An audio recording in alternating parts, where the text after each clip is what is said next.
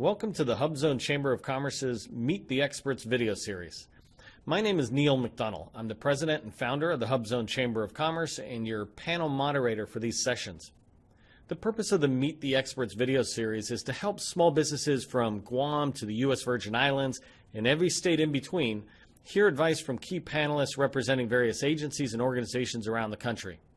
While these sessions are hosted by the HubZone Chamber of Commerce, I make them available at no cost to anyone interested, including all small businesses, large government contractors, nonprofit organizations, etc. You may feel free to share this content. I only ask that you reference the HubZone Chamber and me as the source. Today's panel is made up of experts from various Procurement Technical Assistance Centers, or PTACs, around the country.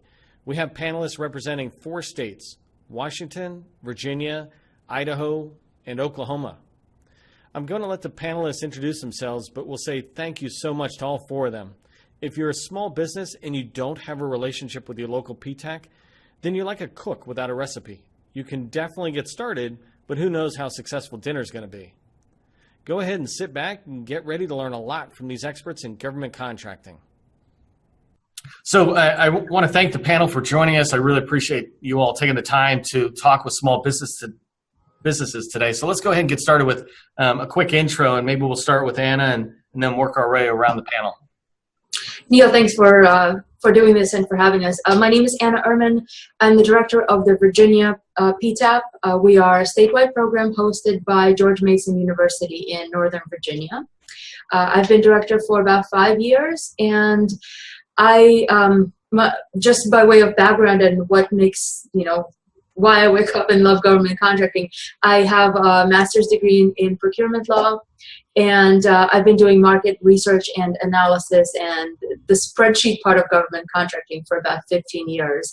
And I love helping other businesses figure out how it all works and seeing those lights go on. Great, thanks. And then Tiffany, we'll just go right on to you. Great. Hi, I'm Tiffany Scroggs, and I'm the program director for the Washington Procurement Technical Assistance Center out here in Washington State. And we have a statewide program out here that I've been managing for about 6 years. And prior to that, I was a counselor inside the program working with businesses. We have a passion out here for helping our economies grow and helping businesses explore new markets that may be profitable and good to grow their business over time. So providing technical assistance on how to succeed in the marketplace is something that we're passionate about. We've been doing it for many, many years here in Washington, and we have a team of 12 dedicated to providing that service. Cool, thanks. And Gary. Thank you, Neil. My name is Gary Moore. I'm the program manager for the state of Idaho PTAC. We cover the entire state with 2 counselors currently, so we're sometimes on the road a lot. My other counselor and I both have a military background. We both retired from the military, so we say the end user use in DoD contracting, and that kind of led us both to wanting to help small businesses increase their capacities to help the federal government with their procurement needs. Perfect. Thanks. And Carter. I'm Carter Merkle. I'm program manager of the Oklahoma PTAC, and we are a statewide PTAC. We have about 13 counselors around the state, and our PTAC is handled through our statewide career tech system. So our counselors work with their local businesses and alongside many other business training and support personnel. I've been doing this since about 2002, and didn't really come to it from procurement background or government background, but various business management positions before that. Helped our state agency start up business training in internet and internet marketing, and then took on this program when the program manager left. Perfect. Thanks. Well, again, thank you for joining us today.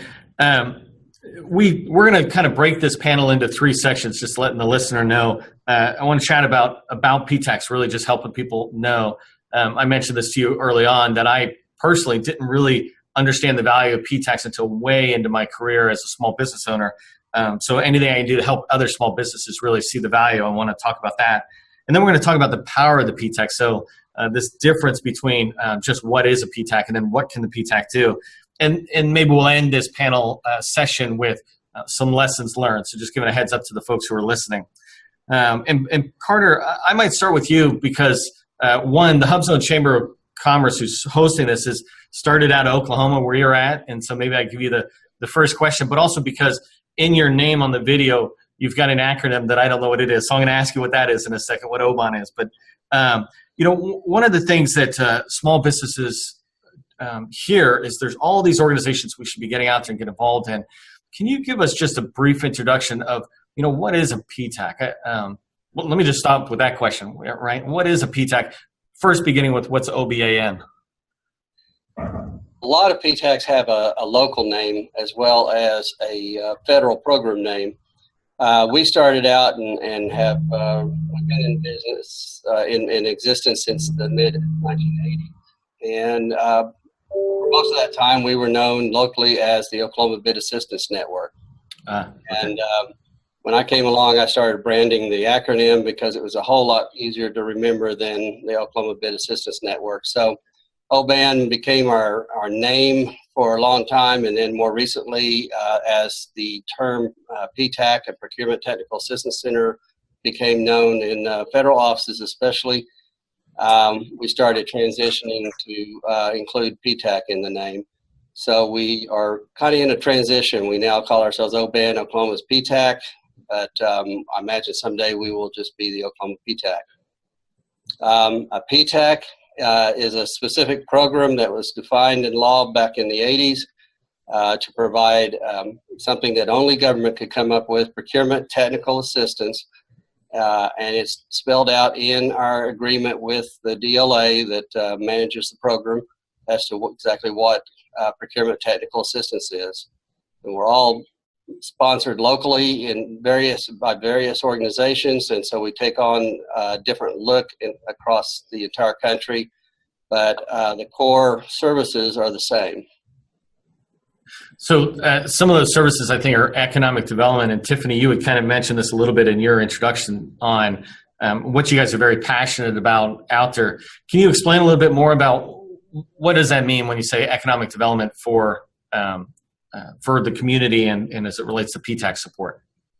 Yeah, well, PTAC will work with any business in any industry seeking to sell to any level of government. And to that end, it's our intent that those businesses succeed in government contracting so that they can grow their businesses, hire more people, and contribute to the economic vibrancy of their communities. And so a good classic example of that is a small janitorial firm that was cleaning a local restaurant chain and wanted to expand to include government customers. So we helped her get on a state master contract for janitorial services and helped her understand the solicitation process, the terms and conditions that were not found in any other janitorial contract that she might have had, and helped her understand how to get paid with her government customers, that kind of thing. And as a result, she was able to grow her business 20% in the first year, and she's looking at an even bigger expansion in the years to come. So that's what we like to see. She's able to hold on to her commercial work and diversify her business to include government. So, and I think that's a big thing about trying to understand getting into the government, and really it's a lot of people who are in the commercial side feel like the government's so complex and hard. Personally, I just believe it has a lot of rules, but it's once you're in, it's easy because it's a huge market, right? But as small businesses, our time's always taken up, Anna, doing a lot of different activity. You know, we're running the company. Often we're the ones that in the janitor company cleaning or supervising the cleaning crew out there on a job site at the restaurants or whatever. And then we're also responsible for sales and marketing and all these other things. I know that PTACs offer counseling, or they say, hey, stop by and visit us, see how we can help you. Why should we visit PTACs? Why should small businesses who are listening to this schedule an appointment and get out and meet with you and your colleagues around the country? So that you don't end up reinventing the wheel and taking a lot more time and a lot more internal resources trying to figure out all by your lonesome if this is a good market. We provide training, which is group classes, and we provide counseling, which is one-on-one confidential discussions that help you figure out, first of all, if government is right for you.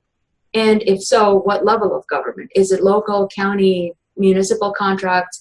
Is it going after Department of Defense? And then we will help you lay out those breadcrumbs to figure out how do you go from thinking about there is this thing called government and they have lots of money to actually proceeding down a path where you could win awards and, more importantly than that, are able to perform successfully to the culmination of those awards. And maybe I'll pull a little thread on that just before I ask Gary a question here. Anna, the PTACs, are they focused just on federal government, or it sounds like you also counsel really on kind of any type of business where personally I was thinking it was just government, federal government?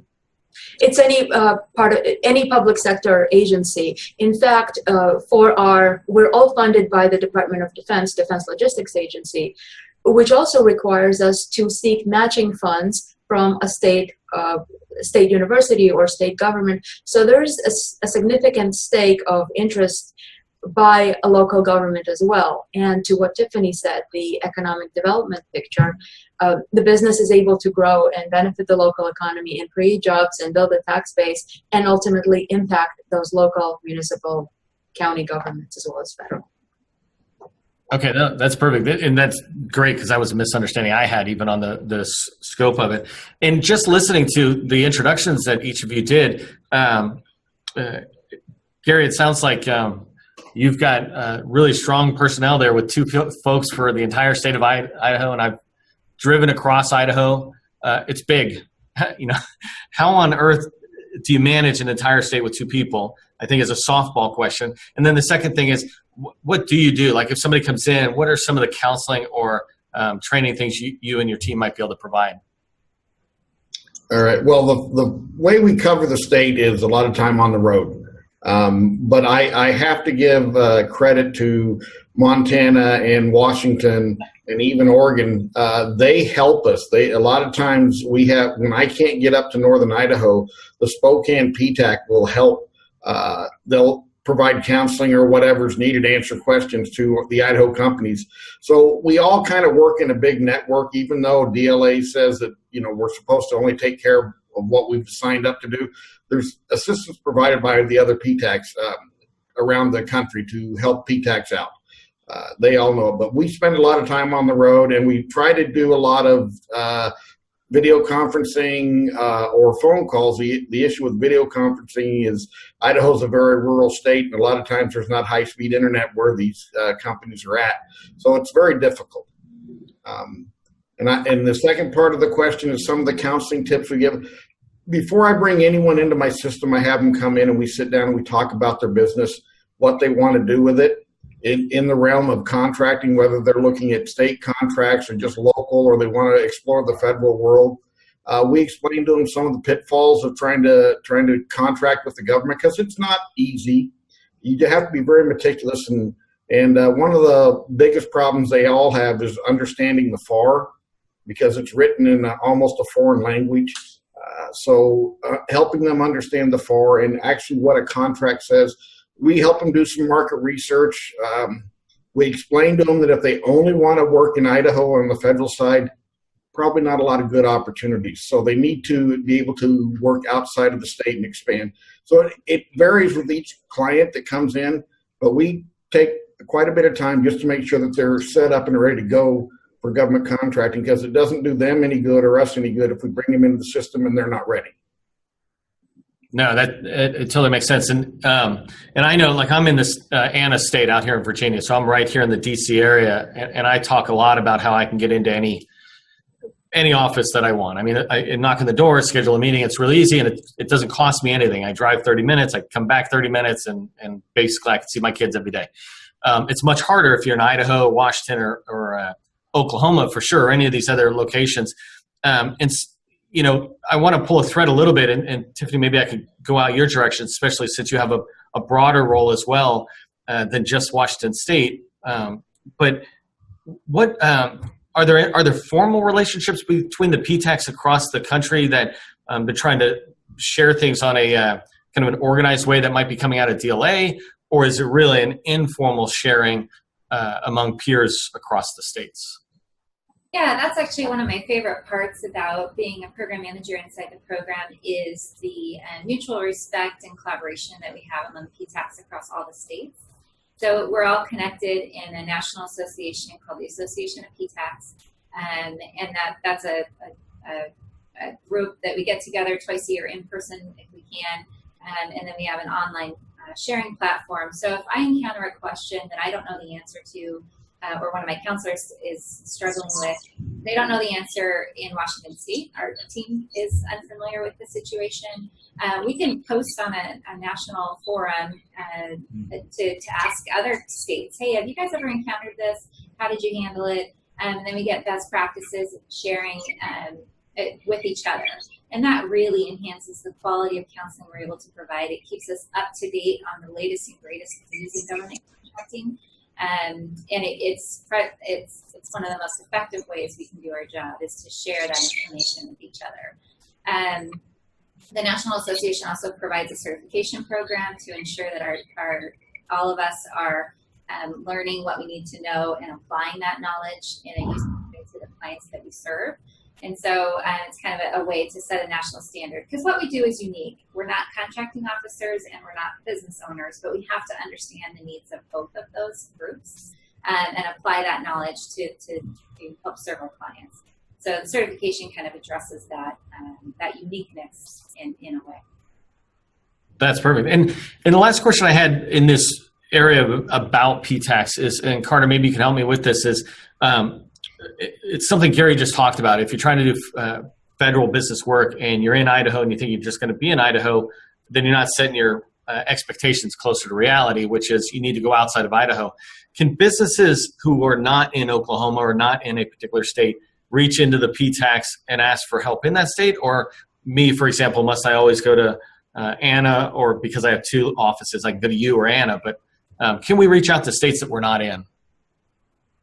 Our agreement with the DLA is that we have a service area. Every PTAC has a service area defined. Statewide program that covers the state is usually, there are specific rules, but regional programs cover a certain region that they've defined, and then the Native American PTACs cover specific BIA regions and the Native American enterprises in those regions. It is not, there's actually spelled out in the agreement also what happens if a company outside your area or in someone else's area wants to work with you. We are allowed to do that with the permission of the other PTAC. So if someone is in an area that has no PTAC coverage, we can work with them at our option. If they're in an area that does have a PTAC coverage, we're obligated to tell the other PTAC that this person has reached out to us and ask them what they want to do, if they want to cover them, or if they would, if it'd be all right for us to cover them. Yeah, and I guess just listening, even asking and listening to what you're saying, most times when we reach out, it'll probably be more along the lines for introductions and less about that initial counseling and support. That we can get locally, but making introductions. And so let me use that as a segue into the power of PTACs to be able to help small businesses grow. You are not growing the businesses, but you're there as a support, the same way as small business specialists in the federal government side are there to support the growth, but it's still on us small businesses to grow. I'm curious on the relationship side, and Gary, maybe I'll start with you, is if you've got small businesses within Idaho, how are you able to help, and actually, do you maintain relationships as a PTAC with the federal agencies that are inside of Idaho? I'm assuming DOI is there, right? But I don't know what other federal agencies are. I know in Oklahoma, for example, there's an FAA presence, there's an Army, there's an Air Force. So what kind of relationship do you maintain that maybe that's an warm introduction path small businesses might be able to follow? I have a phenomenal relationship with all the federal contracting officers within the state of Idaho. I know them all. They know me. We actually utilize those federal contracting officers when we do our trainings around the state to bring them in to talk to small businesses about how to do business with their particular agency.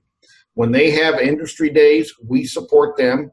When they need a particular type of service or product and they call us and looking for an Idaho businesses, we have a network of businesses that we can refer to them that are already in SAM, active and ready to do business with the federal government. So we have a very good working relationship. They support our events and we support theirs. And is that the same, like, Carter, I think I slide your way a little bit before I head to some of these bigger states that are out. But Oklahoma, I know that you've got these different groups out there. In fact, Tracy from Tinker, right, was somebody you were helping hosting the other day. So there's contracting officers. Do you also maintain relationships, especially, I guess, in the military standpoint, but from any of them, with leadership? I'm curious on the level of leadership involvement with PTACs to understand the power of small businesses to help the community that those agencies are in. For example, Fort Sill is out there in Oklahoma, right? Right. Does the garrison commander take an active interest in small business success? That depends on the commander of the day. Okay. I know Tinker leadership is Tinker Air Force Base leadership is very interested in small business, and largely too, it depends the facility. If the facility is a big buying facility, a lot of facilities are more operational, and the buying is done somewhere else. So they may not have as large an awareness of the small business community unless their staff is actually buying. But a facility like Tinker or Fort Sill has a lot of procurement activity going on. The leadership's usually very interested in small business, but then they'll funnel that focus through their small business office, small business programs office. So our closest relationship is usually with them. With the Air Force, it actually spreads a little bit from the small business programs office to the strategic acquisition sourcing, the SASPO program office there, because they're always looking for alternative sourcing. And to some degree, the actual contracting staff, the director of contracting at Tinker usually is pretty involved with us as well. So, and just pulling on that thread a little bit before I move on, is it a fair expectation of a small business that we might be able to begin to get engaged with our PTAC and through them get introductions to any of these folks you were talking about that you have a relationship with? Absolutely. That's a big part of what we do. We have we get involved in organizations like NCMA, the National Contract Management Association. They have meetings locally. Sometimes I'll have people go to the Air Force Association meetings. And each of my people are spread all over the state. So the counselor that works down in Lawton is a lot more involved with the Fort Sill personnel. And we all make those local contacts. But I think it was Tiffany that was bringing up, but we always like to point out to our clients that the local facilities are just a starting place. You can meet with people face to face there, but unless you're in a business that really restricts working outside of your immediate area, you're limiting yourself if all you do is work with the local facilities. No, that's perfect. I appreciate that. And I want to ask you a question about, so we talk about relationships with federal entities, but there's all these local entities. And the reason I'm throwing this question your way is because you're in Virginia, where you can totally relate to an example I'm about to give, that as a small business, I'm invited to join the Reston Chamber of Commerce. There's a Fairfax Business County type thing. There's a Virginia Chamber, a United States Chamber. There's a United States Small Business Chamber and a big chamber. There's a Northern Virginia Technology Council. There's, I don't know if AFCEA and all, there's all these different organizations that, you should get in there and you should be networking. Well, as much networking as I do, I will not be able to run my business because I'm so busy networking. And I'm curious on what what relationship PTACs might have with these organizations, that there's kind of a either formal or informal joint effort towards the success of small businesses, especially in the government contracting side of the world. So I don't think there's a one size fits all answer. You named just some of the organizations and that we are involved in. we have the luxury of having 13 counselors around the state, and some of us take the leadership in. I'll go to the Reston Chamber, and my counselor who's based in the Hampton Roads area will go to TGIC, Tidewater Government Industry Coalition. So we kind of divide and conquer. We'll also, there's a rumor mill, and there's an industry formal and informal network of companies that go to events and talk to each other. And I'm often able to ask questions of, what's a good event, or who's a good speaker. And sometimes you'll meet a company, or sometimes we will use that knowledge, whether it's written or not, to guide our companies into what would be good investments of their resources, which includes time and money. All those organizations have events which go from free to thousands of dollars, and which could take an hour or a webinar to a full day. And you have to be smart, like you said, Neil, with what you do. There's a and I'm missing the group, but it's like the Small Business Development Center, right? Or the Women's Business Center. So separate from the, let's call it corporations, then there's these true, more like PTACs, these organizations that are out there that are outreach centers or for vets, women, et cetera. Do you guys have a working relationship with them that you try to work together, and or should we be going to each one of them to get separate counseling, et cetera? So a little bit of both. In Virginia, we're lucky we have a fantastic relationship with the state Small Business Development Center network, with the Women's Business Center, as well as the VBOC, Veteran Business Outreach Center. We're co-located with the state SBDC headquarters. The missions are somewhat different. We are focused exclusively on procurement, government contract support. So I'm not going to be reading somebody's social media strategy or business plan. Nor do I expect the SBDC to be able to answer questions about capture management or indirect rates. And we work together pretty well. We co-host events. We refer clients to one another. The only thing I would what I advise clients not to do is go counselor shopping. If you don't like the answer I'm giving you, don't expect the SBDC counselor to take pity on you and give you a different answer. We all have the same resources, and we all try to give you the truth. Whether or not you want to hear it, that's up to you. Yeah, I had a panelist who was in one of the government previous panels, and something she was expressing was, well, I feel like I'm saying the same thing that probably small businesses have heard somewhere else. And I said, yes, and I believe that our goal is for them to hear it 30, 40, 50 times, and eventually we'll believe it, right? How long did it take me to realize that I really do need to go to Ptac, which is what people have been saying to me probably since I started as a business owner. I just never went in there. And one day I went, oh, I got an idea. I should go to the Ptac. And that's this idea, is if we hear it, and we hear it from different ways, we'll hear it from different voices, but the answer will almost always be universal, I think, is kind of what you're talking about from the counselors. So, Tiffany, one last question I had as it relates to maybe the power, the way I'm calling it, the power of the PTACs, but what's the relationship you have with the SBA? The SBA obviously is focused on the growth of American small businesses out there. What are the relationships you have maybe generally with PTACs across the country? And then what have you found that's working in that relationship up in Washington? Well, really well. So the SBDC and the Women's Business Center and the VBOX, those are all SBA-related programs that work well with PTACs by cross-referring and strengthening the business as a whole so that they can lay a strong foundation to succeed in the government sector. We find our SBDC counselors here, advisors here, helping with making sure that their financials are sound and that they're able to have appropriate cash flow to perform a government contract. So, and then they come to us and they win the government contracts, and then they can perform effectively.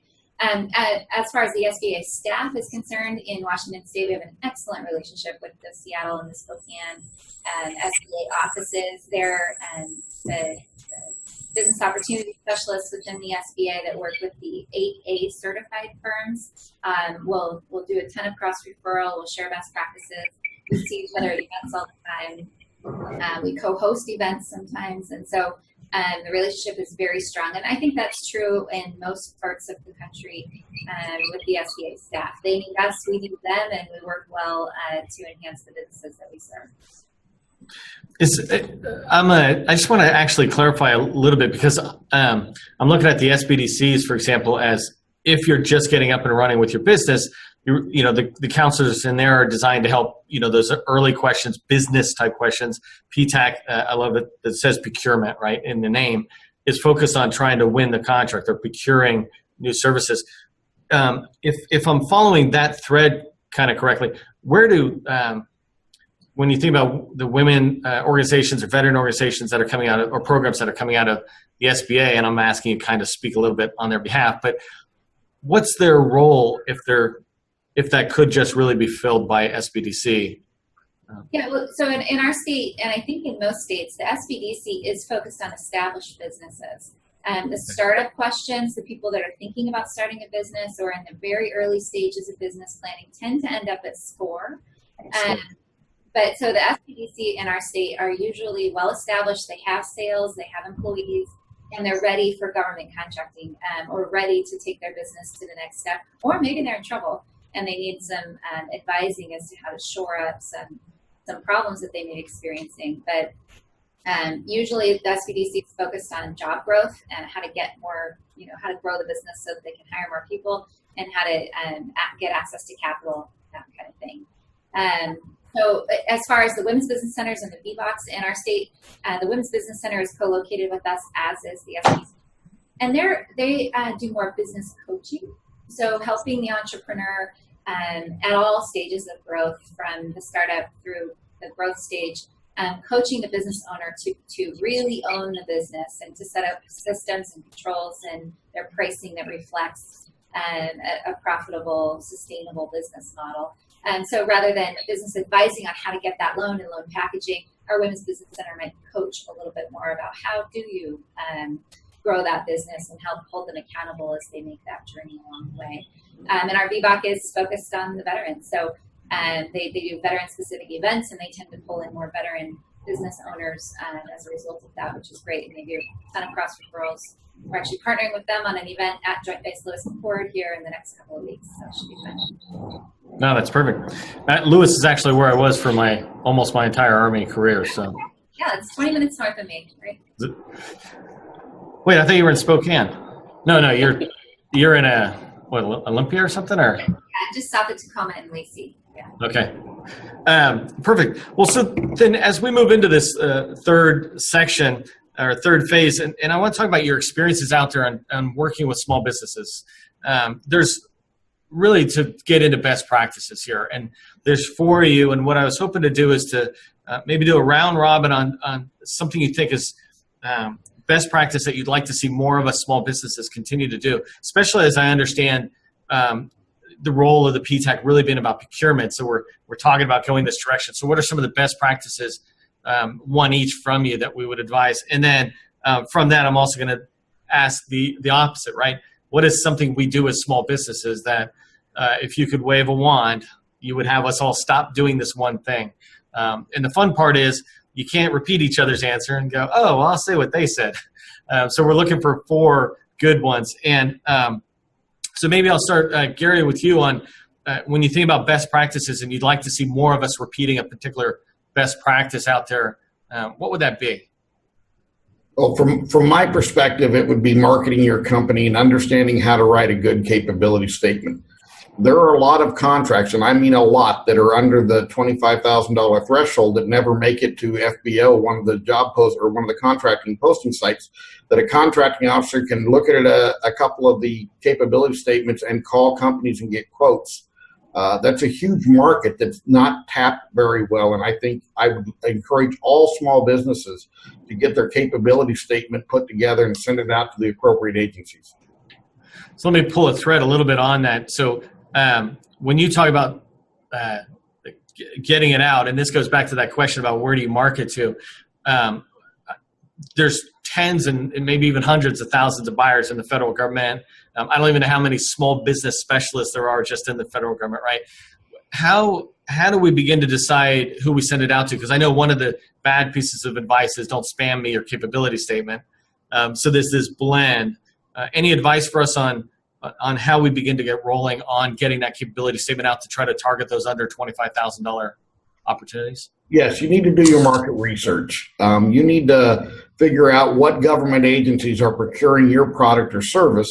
And a good way to do that is through either the Federal Procurement Data System website or usaspending.gov. You can do your market research in those and find out how often the agency procures, what method they use to procure, what the last contract price was. And then if you're really, the capability statement should really be going to your in-state contracting officers initially, because they're the ones that are looking to be able to just purchase something they need right away. And I recommend to all my businesses that they have that capability statement out, and we help them do a little market research, determine which agencies in the state they're going to work with. And since I know the head contracting officers, I give them, we have on our website a directory of buyers that they can go to and review to see whom they need to send it to. Okay, perfect. Appreciate that. And Tiffany, maybe I'll bounce back up your way on best practice, something you think that would be really good for us to be repeating across the board. Yeah, I think there's a lot of misnomers in the marketplace, and a lot of them are centered around the value of certifications. So, I'm a woman-owned, or I'm going to put this business in my wife's name, or I'm minority-owned, or I'm HUBZone, you name it. The value of those certifications, it depends. And so we always recommend market research and to be honest with the client about what does that really mean to be an SBD, a small business, or a small disadvantaged business, SDD. What does it mean to be woman-owned?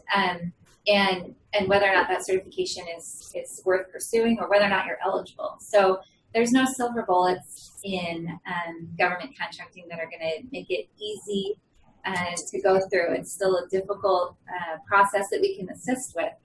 Don't overvalue those certifications, and don't think that they're going to make you rich quick type of thing. So market research is still really important. And what we mean by that is figuring out who your customer is, what they buy, how they buy it, who they bought from last, and what makes your company better than the incumbent. Perfect. Yeah, that's one I hear a lot is don't lead with your certifications. Yep. I'm Neil. Congratulations. What can you do? Right? Not that Neil is a certification. But so Carter, we'll slide over to Oklahoma from best practices that you've seen of small businesses doing it the right way. What would you recommend that we continue to do? I think that probably one of the things that I find is a big piece of advice is please read the solicitations thoroughly, multiple times. And then after you get awarded a contract, read it to make sure that it says the same thing that you read in the solicitation. Because every little detail can be huge in your cost and can affect your cost. And if anything that you pass off as insignificant may cost you the entire contract, may cost you the entire business. No, that's perfect. And I hear that a lot out there that, and it's something, Gary, you were saying it's not easy, but I do find the advice from the government and for people like you is pretty generally the same thing about do your homework. When you get the opportunity, actually read it and follow the directions.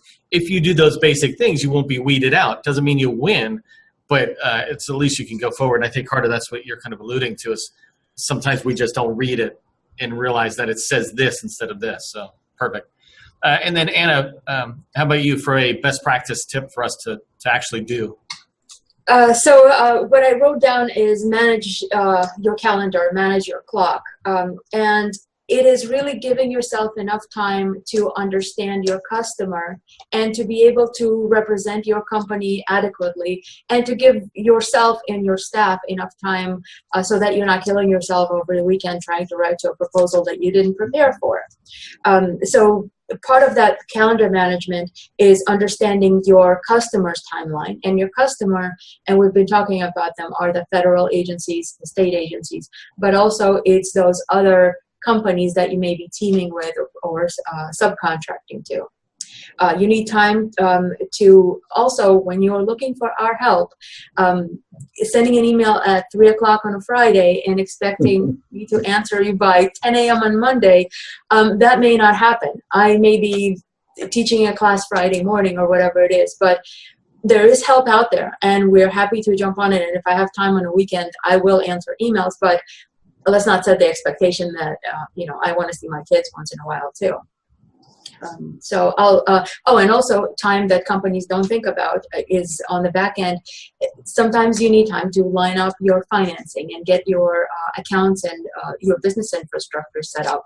So if you see a perfect RFP and it's due next week and it says you have to have an office within 20 miles of Fort Meade and it needs to have a SCIF on it, as that was an example we had this weekend, you probably can't bid on that requirement because you didn't know that that requirement calls for a SCIF because you just misread it and thought it needed an office. Yeah, I'll try to say again and champion something you said. I mean, it's nice that you say that you might look at it at nights or weekends, but the reality is all of you work very hard and you've got your own life.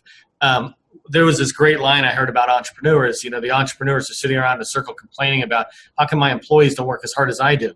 Because they don't own the company. Right? There's no reason somebody who's doesn't own the company should be that far into it. And the reality is us owners shouldn't even be that far into it. We should be taking time to sharpen the saw, as Stephen Covey talks about. But no, I think that's excellent advice, because whether it's with the contract officers or with PTACs or anybody you're talking to give them unrealistic expectations, it's just setting yourself up for failure. So I like that advice about managing the time. So let's switch that now to the those are some of the things we should do, and we alluded a little bit on maybe some not tos. But is there one thing that you see, really a lot of us, not an unusual example, but kind of a trend that small businesses come in and do that you would like to sit there and wave a wand and say, you know what, stop that across the country, and small business contracting will improve by 5% or something. Maybe Carter, I'll start with you and see what your thoughts are on what you would like to see us stop doing as small businesses out there. Stop pretending you can do everything. Focus your research, focus your marketing to what you do best, and hone in on those customers who actually want what you are selling. Oh, that's perfect. Everything's the classic example. Yeah. And then, Tiffany, how about from your perspective, what would you like to see small businesses stop doing, which could improve all of our performance? Yeah, I guess we see a lot of businesses waste time, and it's similar to Carter's comment there. They waste time chasing customers that they have very little likelihood of success. So, and some stopping and doing an hour's worth of market research with a knowledgeable PTAC advisor would have kind of enlightened them to that. And so for whatever reason, maybe the customer buys almost exclusively off GSA and that company is not eligible for GSA schedule. And so, just slow down, target, hone in with a laser focus what you want to do, and that'll save you a lot of time and heartache as well. I did a event recently, and I asked two different questions that shouldn't surprise me, but I still get surprised. I asked one person who had 4 people in their company, what do you do? And they said literally everything was their word, the first answer out of their mouth. And then they said a couple other things, and they were completely unrelated. I mean, construction and IT and stuff. And I said, if I can just give you one piece of advice, new friend to new friend here, stop saying everything, because that's a deal maker or deal breaker for the government. They go, we'll get back to you when we need everything. Right now we need something. And I see what you're talking about on that, because that does the exact same thing that you're saying. And I've done this myself, where I chase this opportunity, and then I'm chasing this opportunity, and never can I get consistent response content that could be reused in similar things, because I'm writing about construction and IT and Oracle and blah, blah, blah. So that's good advice there. Thank you. And then, Anna, as we think about from you, something we should be stopping practicing for small businesses.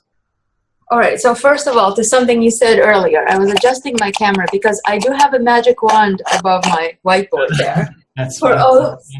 all those companies that expect us to do magic for them. But one thing that I would love for small businesses to stop doing by way of shooting themselves in the foot is asking stupid questions, and that is being unprepared. And the definition of what a stupid or inappropriate question varies. They come to us asking for advice, but they shouldn't stand in line to in matchmaking with a major prime contractor while holding their phone and texting, and then ask that major prime contractor, so what does Northrop Grumman do? I have seen that happen. Oh, yeah. Use that phone to Google them, but be prepared. Don't waste the time of the person you're speaking with, and also that wastes your time and your resources. I'd rather the small businesses focus on something they're good at, get their homework together, and make the most out of every interaction that they have. No, that's a really good question. It's an expansion of homework, but not just homework, but really, and I see Tiffany shaking her head about, oh yeah, I've seen that. That's not an unusual example, and please just stop doing that, all of us. All right, and then Gary, for this question, we'll throw it back to you for the end here. What's something we should stop doing? Well, you need to stop overpricing your product or service. You need to understand what that value is to the federal government.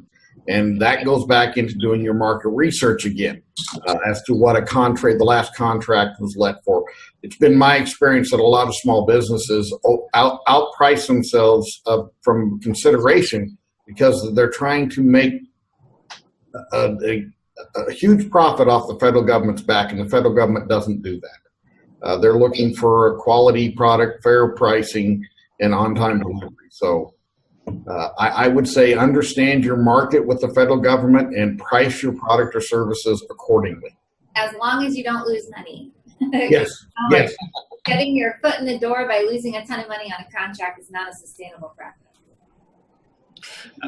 I like watching the facial reactions too, because what you said there, Tiffany, everybody else is like, oh yeah. And so clearly small businesses are doing that too. Well, we'll sacrifice ourselves in. It's not the small businesses that have been doing that. Large primes are also undercutting their prices to get the contract just to keep their people busy. Oh, wow. They can afford to do that for a while, whereas a small business can't. Yeah. I was going to ask you, just pull a thread a little bit on what your tip was there about overpricing, because that's one of the hardest things I think for me in the past of small businesses and understanding, proposals and understanding the right pricing model. For a while there, I just had a blended rate that made life easy. But you did say about looking at previous work. I'm assuming FPDS is what you're talking about, like go in and look at FPS, see how much they spent on the last similar type work. Is that your general advice for how to research that? Yeah, yes. Although I have to caution that FPDS is not the easiest program to use.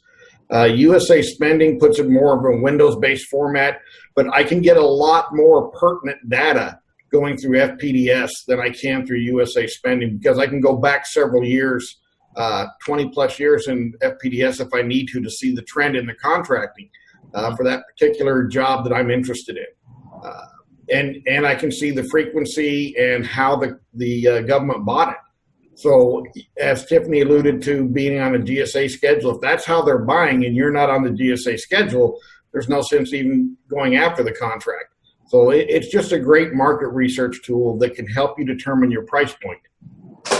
Perfect. I appreciate that. So as we get ready to wrap up, and I thank you for your time, I wanted to just do one last round robin, and maybe we'll do it that same video way of Anna and then Tiffany and then Carrie and then Carter, wrap it up with you. But any last minute thoughts you'd like to leave us with, small businesses with, anything you might have written down that you wanted to talk about that you didn't get a chance to talk about?